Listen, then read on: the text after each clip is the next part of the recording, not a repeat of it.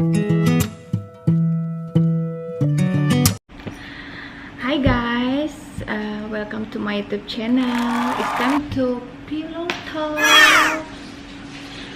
Udah lama banget aku nggak bikin vlog, berhubung kemarin aku sempat dirawat di rumah sakit karena tifus sama demam berdarah.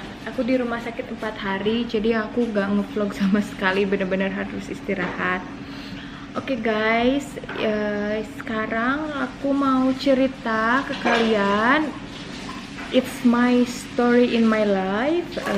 Percaya nggak percaya, aku nggak memaksakan ke kalian untuk percaya juga. Cuman di sini aku mau berbagi cerita ke kalian, mungkin sedikit horor juga ya. Langsung aja ke ceritanya. Jadi pertama nikah itu, suamiku ada suatu hal pokoknya, dan suamiku bilang sebelum nikah itu mungkin kita nggak akan punya anak dan dia nggak akan ngasih keturunan ya ke aku ya, karena suatu hal, karena cinta, karena yaudah deh aku nerima suamiku apa adanya. Jadi aku bilang sama suamiku nggak apa-apa, mungkin bisa adopsi atau gimana gitu kan. Dan aku percaya banget lah pokoknya kekuatan Tuhan gitu, kun fayakun. Kalau misalnya Allah menghendaki ya pasti dikasih gitu, walaupun suamiku bukan divonis ya, jadi story dia tuh jadi mungkin dia nggak akan bisa kasih keturunan kayak gitu. Singkat cerita, jadi aku nikah sama suamiku pas udah sekitar 1,5 bulan mungkin ya, 1 bulan sampai 2 bulanan, tiba-tiba aku nggak pakai KB, nggak pakai apa, soalnya ya aku udah mindset aku udah, jadi ya udah mungkin aku nggak akan dikasih anak gitu kan, soalnya suamiku udah bilang kayak gitu. Nah pas padahal itu aku lagi semangatnya kerja, suamiku juga lagi buka usaha, lagi bener-bener semangat kerja, jadi aku nggak kepikiran punya anak dulu. Cuman ya mungkin Tuhan berkehendak lain, tiba-tiba aku hamil guys. Udah gitu pas aku hamil anak pertama, hamil sama Liam.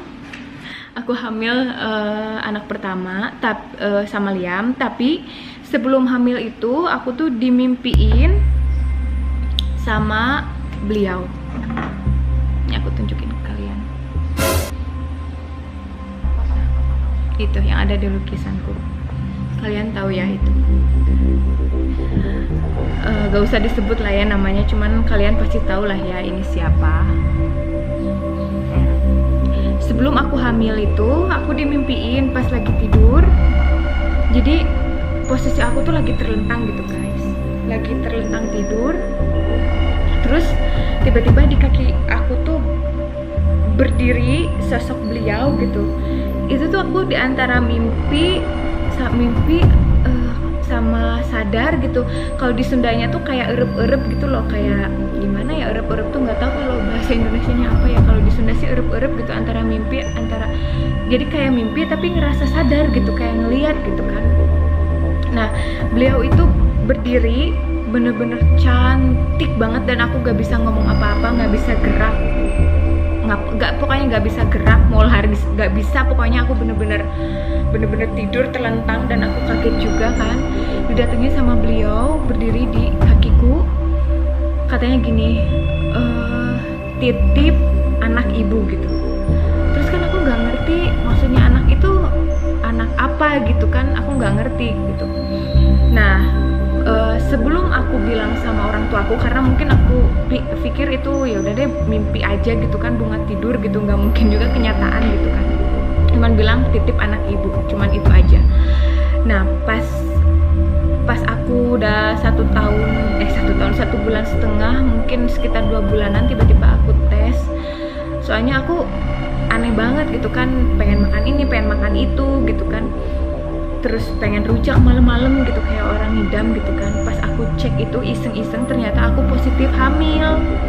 Nah terus aku bilang lah sama suamiku gitu, masa sih kamu hamil gitu. Nggak percaya kan suamiku, soalnya suamiku taunya dia nggak akan ngasih anak gitu kan. Nah udah kayak gitu aku bilang sama orang tuaku, sama mamaku dulu, terus baru bilang sama bapakku. Ternyata bapakku tuh tanpa aku bilang soal beliau datang di mimpiku itu, bapakku itu bilang sama aku, "Bapak udah tahu kamu pasti punya anak laki-laki," katanya gitu kan. Loh, Kak, Bapak tahu dari mana gitu? Katanya bapak aku juga mimpi. Bapakku cerita mimpi didatengin sama perempuan cantik banget. Perempuan cantik banget, udah gitu pakai kayak apa sih, kereta kuda gitu. Parkirnya tuh di depan rumah, guys. Kan bapakku, loh kok itu kok ada perempuan gitu sama dayangnya tuh 4 orang, perempuan semua.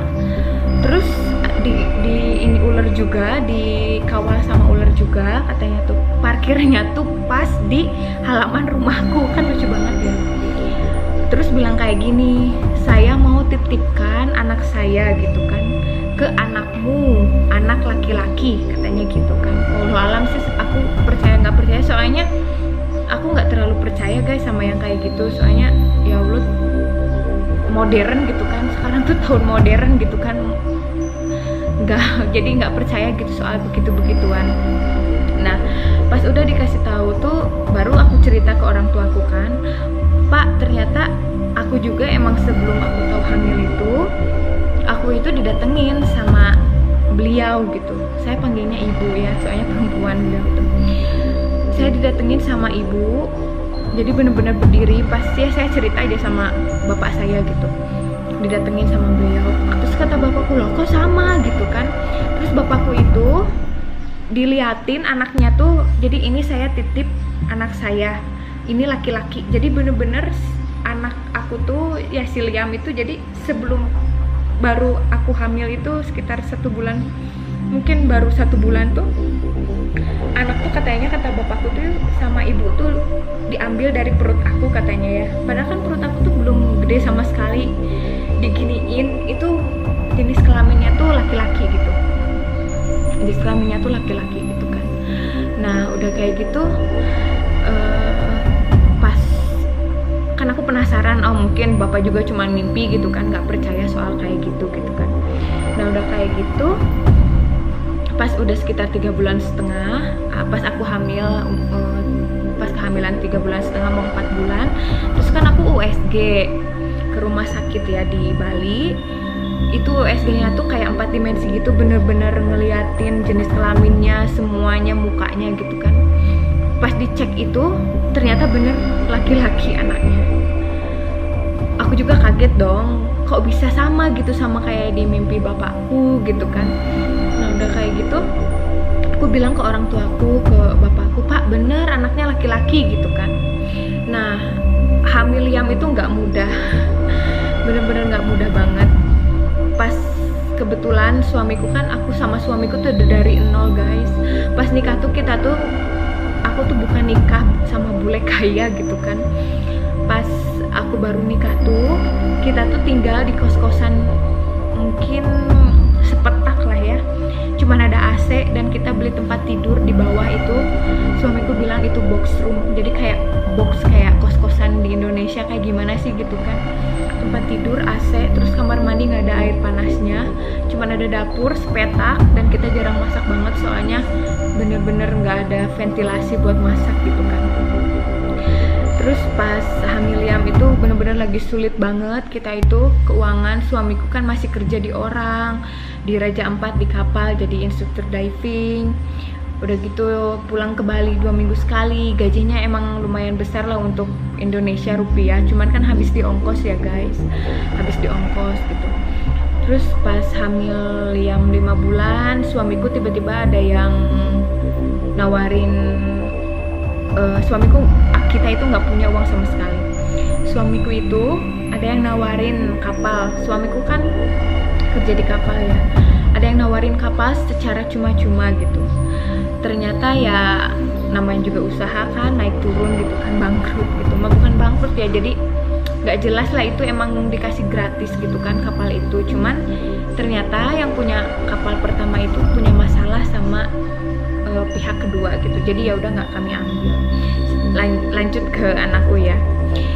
Terus gak mudah banget guys, iniin Liam itu hamil sama anak aku yang pertama, si Liam itu.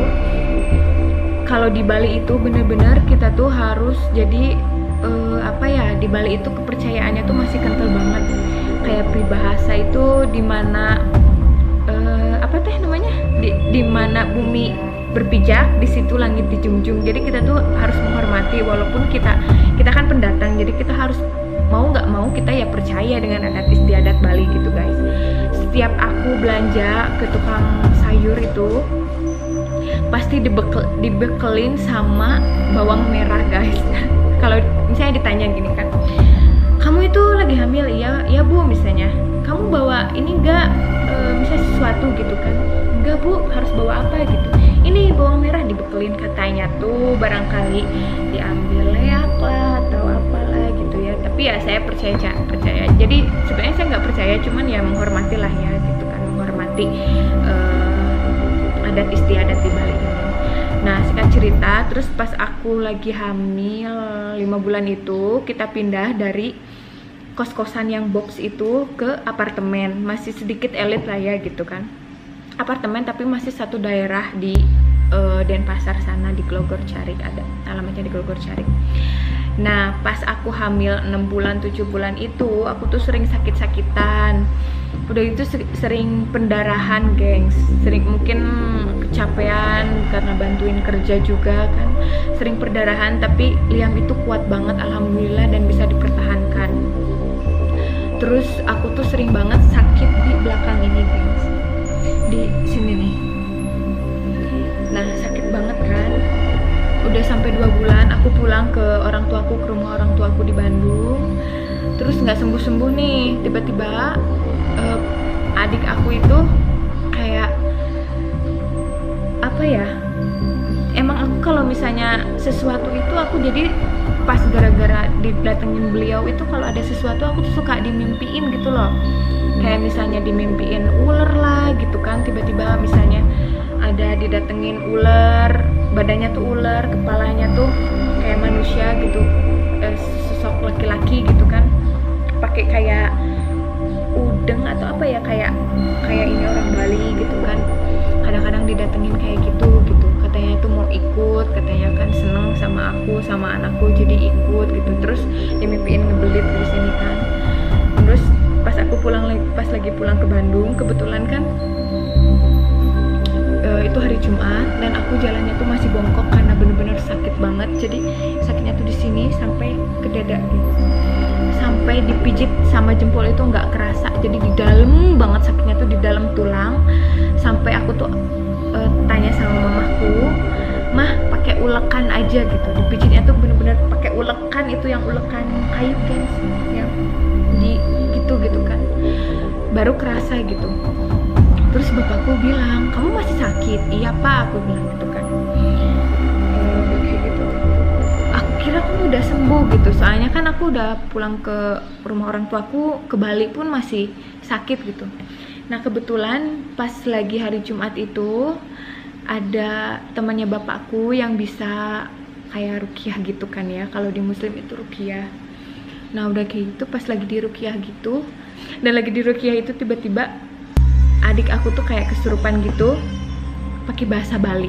Padahal adik aku itu pas aku itu tuh nggak pernah ke Bali dan dia nggak bisa bahasa Bali sama sekali dan nggak tahu daerah Bali. Kan hari Jumat itu pas abis sholat Jumat kebetulan ada temennya bapakku yang bisa ngeruqyah kayak gitu. Udah gitu beliau bilang gitu kan, "Kok kamu ada yang ngikutin ya gitu, kayak ular gitu," katanya gitu. Udah gitu tiba-tiba kayak nggak tahu sih, nggak ngerti adik akuin, terus adikku kayak kesurupan kayak gitu pakai bahasa Bali. Dan sebelumnya itu pas kejadian itu tuh adik aku yang cowok itu nggak pernah ke Bali sama sekali gengs, jadi nggak tahu bahasa Bali dan nggak tahu daerah di Bali gitu kan. Terus adik aku tuh kayak pakai bahasa Bali, cuman aku nggak ngerti, jadi ngerti sedikit gitu kan intinya tuh. Jadi katanya tuh di apartemen aku itu tuh yang punyanya tuh orang Jawa, dan dia nggak pernah dari pertama ngebangun apartemen itu tuh nggak pernah disembayangin, nggak pernah sajenin gitu. Kalau di Bali kan harus pakai kayak sajen bunga-bunga gitu kan, untuk menghormati leluhur sama menghormati mungkin leluhur yang penjaga di daerah situ, di tanah itu, di apartemen itu gitu kan. Yang udah gitu katanya tuh jadi dia itu kenapa ngikutin aku, karena dia itu tahu. Jadi untuk mereka itu jadi tahu mana yang energinya tuh kuat, jadi kayak bisa mengerti gitu, berkomunikasi dengan mereka. Gak ngerti juga sih aku kayak gitu. Dan dia itu minta disajenin, dan kelihatannya tuh katanya kayak ya itu yang aku mimpiin itu, kayak laki-laki pakai bendo Bali gitu, tapi badannya tuh ular gitu.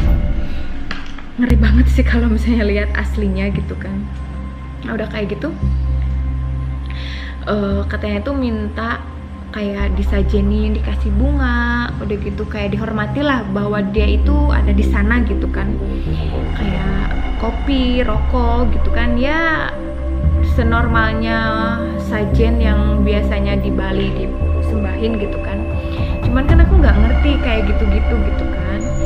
Nah udah kayak gitu, terus kata bapakku, oke, kalau kamu mau kayak gitu kan, tapi kamu pergi gitu, soalnya kita juga nggak tahu gitu kan kayak sajennya tuh kayak gimana gitu kan.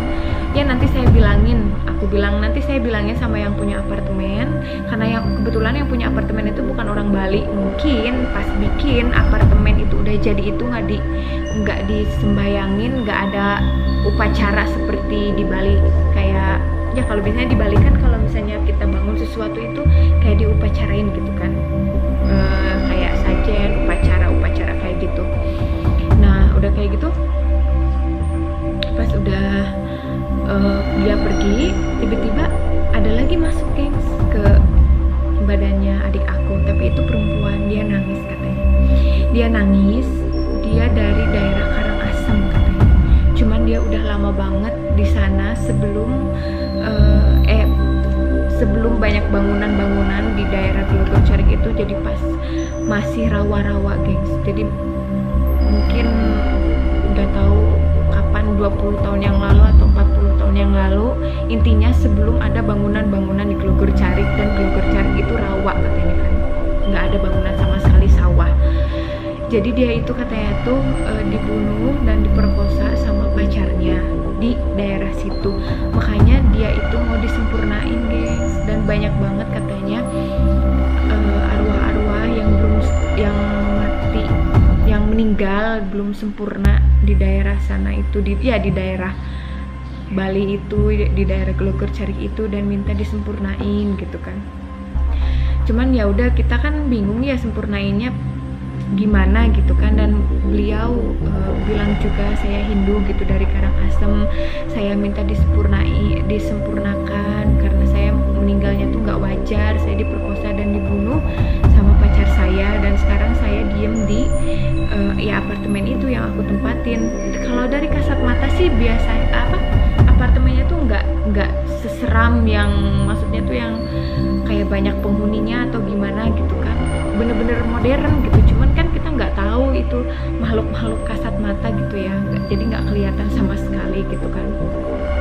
Nah udah kayak gitu, ya udah gitu kan, kita bacain Al-Fatihah aja, soalnya kita kan nggak ngerti gitu. Dan dia bilang kalau bisa datang aja ke sana gitu kan, ya ke apartemen itu. Dia bilang sama temennya bapakku dan bapakku, karena di sana tuh banyak teman-teman saya yang meninggalnya belum sempurna gitu. Cuman kan jauh ya Bali gitu, dari Bandung ke Bali gitu kan, kebetulan saya lagi mudik ke rumah orang tua saya. Nah udah kayak gitu sembuh lah, udah selesai nih. Pas itu kan sore-sore, pas maghrib itu saya sakit lagi, ngerasain sakit lagi di punggung kayak biasanya, kayak sebelumnya. Ternyata kebetulan teman bapakku masih di situ juga. Ternyata ular yang katanya kayak rajanya ular di situ itu masuk lagi ke saya, yang tadi udah pergi itu, yang minta sajen itu. Jadi dia itu katanya nakal gitu kan, masuk lagi, jadi ingkar janji, katanya mau pergi gitu kan, tapi masuk lagi. Dia bilang udah enak, udah nyaman gitu di badan saya itu, terus dia sayang juga sama saya, sama anak saya. Cuman kan saya nggak butuh dilindungi sama makhluk-makhluk begitu ya, saya cukup dilindungi sama Tuhan gitu kan. Dan saya nggak ngerti gitu, saya harus kayak kasih sajen-sajennya, aku juga nggak ngerti gitu kan. Nah udah gitu pas ya udah gitu, nanti kalau udah, aku bilang nanti kalau udah nyampe Bali, aku janji, aku bilang sama yang di apartemennya, tolong disajenin, kalau nggak diupacarain gitu kan, biar sama-sama menghormati lah gitu kan. Apa sih menghormati, maksudnya tempatnya tuh dipinjam gitu kan, dibangunin apartemen di situ gitu, biar gak ganggu lagi gitu kan guys. Nah udah gitu udah selesai. Nah lanjut lagi, pokoknya Liam itu perdarahan, aku kira itu Liam gak akan kuat gitu kan, soalnya bener-bener pas hamil Liam itu darah tuh bener-bener keluar kayak keguguran gitu kan, tapi pas tiap di WSG kuat terus Liam itu. Nah pas 8 bulan, pas nginjek 32 minggu, 8 bulan kan, kalau di Jawa itu aku kan keturunan Jawa Cirebon guys, jadi Jawa Cirebon tuh mirip-mirip kayak Jawanya Yogyakarta, jadi kejawen atau gimana ya, jadi masih percaya kayak gitu, kayak bulan Muharram, Safar, kayak gitu-gitu kan. Nah bapakku bilang kayak gini, Nat kamu tuh lahiran kapan, taksirannya gitu, taksiran lahirannya. Taksiran lahiran aku tuh masih inget banget, tanggal 11 November 2016. Cuman bapakku itu bilang, Nat kalau misalnya November itu udah masuk bulan Safar gitu kan, jadi kalau bulan Safar tuh bagus sih, bagus menurut Jawa ya, kepercayaan Jawa. Cuman nantinya tuh kalau misalnya itunya tuh harus ribet gitu loh, kayak syukuran 7 harinya tuh harus ada apa ya, pokoknya ribet lah gitu ya, beda sendiri gitu kan, spesial gitu kan. Kalau bisa sebelum Safar aja gitu kan, Muharram gitu. Udah gitu kan aku kan gak mungkin ya, soalnya kan masih 8 bulan gitu kan, gak mungkin juga dilahirin gitu kan. Cuman aku selalu elus-elus apa perutku, ngobrol sama bayi di dalam itu, sayang, kata kakek Safar itu kurang bagus gitu kan kalau lahiran. Jadi aku tuh bener-bener Jawa banget gitu kan, kalau bisa sekarang aja lahirannya, toh nanti juga sama aja kok gitu kan. Dan tiap malam itu aku selalu ngelus-ngelus perut aku dan bilang sama bayiku itu kayak gitu, keluar aja gitu kan, sekarang gitu kan, sebelum sebelum Safar gitu. Kebetulan aku kan lagi kerja gengs, itu tuh lagi apa ya, ini karir, ada kapal, kita kredit kapal di Makassar Bira. Dan dari Bali ke Makassar itu terbangnya cuma 1 jam, tapi dari Makassar ke Bira itu gak ada pesawat, pakai mobil itu sekitar 7-8 jam. Dan itu aku posisinya udah 8 bulan. Cuman bandel kan, sebenarnya udah nggak boleh terbang sampai 28 minggu. Cuman kebetulan aku tuh hamilnya tuh kecil gitu kan, jadi aku umpetin. Dan kebetulan juga suami aku kan mantan perawat dan aku bidan, jadi aku tuh kemana-mana tuh bawa umbilical clamp. Jadi umbilical clamp itu buat pencapit tali pusat kalau lahiran, buat pencapit tali pusat bayi. Terus aku bawa handscoon itu sarung tangan, terus aku bawa betadine, bawa kasa kayak gitu. Jadi aku kepikiran kalau misalnya aku sampai lahiran di pesawat, ya udah gitu lahiran aja gitu kan, udah bawa peralatannya. Cuman aku nggak bawa yang tajam-tajam kayak klem kan, nggak boleh gitu, kayak gunting. Jadi aku cuman bawa ya, jadi umbilical clamp, sarung tangan, udah gitu kayak bedong bayi gitu kan, barangkali lahiran di pesawat gitu kan. Jangan ikutin ya, itu salah gitu. Nah pas udah posisi aku kan udah di Makassar, kita itu mau beli mesin kapal di Bira. Terus posisi aku tuh mau di jalan mau ke Makassar, dari Bira ke Makassar itu perjalanan 8 jam karena macet banget. Di mobil itu aku mules banget. Dan pas abis mulus itu nyampe itu sekitar jam 8 malam. Jadi kita nggak pulang lagi ke Makassar, nggak pulang lagi ke Bira. Jadi kita langsung pulang ke Bali, langsung cari tiket pesawat yang bener-bener sepagi mungkin, secepat mungkin, dan kita dapat jam 6 pagi. Itu jam 3 malam itu, gengs. Aku bener-bener mules banget, takut lahiran di hotel di Makassar. Cuman kan aku gak mau gitu kan, soalnya di Makassar gak ada siapa-siapa gitu. Jadi aku itu jam 6 itu maksain buat terbang ke Bali, bener-bener action banget. Terus aku pakai masker karena itu mulus banget, jadi aku nangis biar nggak kelihatan gitu kan. Nah udah kayak gitu aku terbang ke Bali, alhamdulillah udah nyampe Bali, mulusnya hilang. Pas 3 hari kemudian, mungkin gara-gara aku elus-elus juga kan, kalau misalnya orang tua dulu tuh katanya kan bayi itu kalau misalnya diajak ngobrol itu ngedenger gitu loh apa yang kita omongin gitu kan. Nah udah gitu 3 hari kemudian aku bener-bener mules banget. Nah udah gitu aku rencana gara-gara lihat artis lahiran di Ubud, di Bumi apa ya, pokoknya yang ini Robin Lim, bidan Robin Lim itu yang terkenal itu kan, Yayasan Bumi Sehat di Ubud. Nah pas mulus banget, suamiku itu posisi lagi di Makassar, karena aku nggak jadi mulus, suamiku ke Makassar lagi ngurusin kapalnya. Terus aku mulus lagi nih dari malam minggu aku mulus terus. Nah suamiku langsung pulang ke Bali pagi-pagi banget, terus kita langsung cus ke Ubud. Dan di Ubud itu masih pembukaan 4.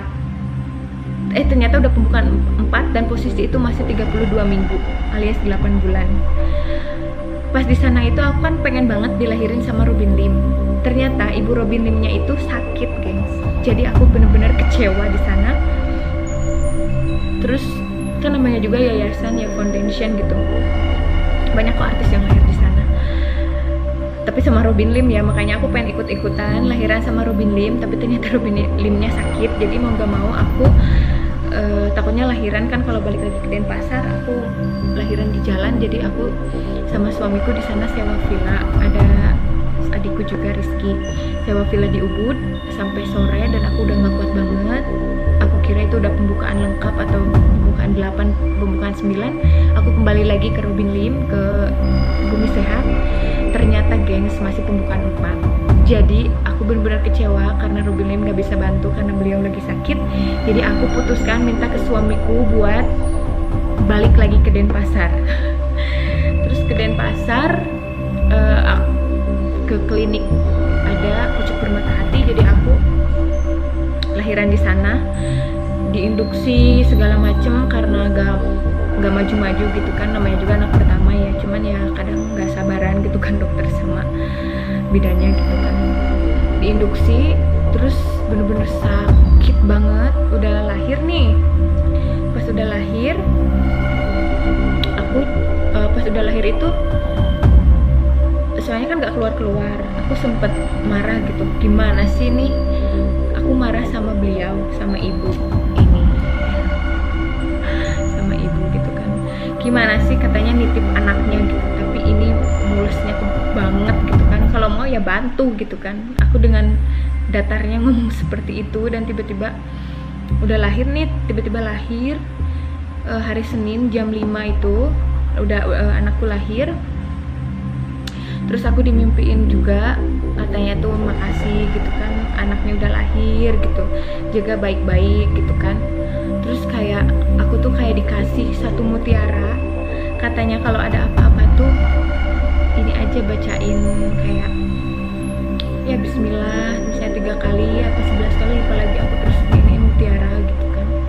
Cuman ya itu dalam mimpi gitu, mutiaranya nggak ada. Cuman pas aku itu mutiara dalam mimpi ya, tapi pas aku ke Bandung itu mutiaranya tuh ada satu mutiara, nemu lah ada di Bandung di rumah orang tua aku kan.